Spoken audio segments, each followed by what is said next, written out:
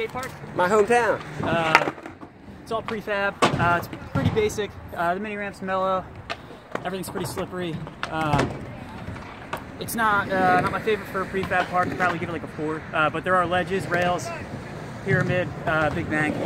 Some nice gaps. And it's nice to have a free park in Westchester after Borderline was so expensive and whatnot. So thanks for watching.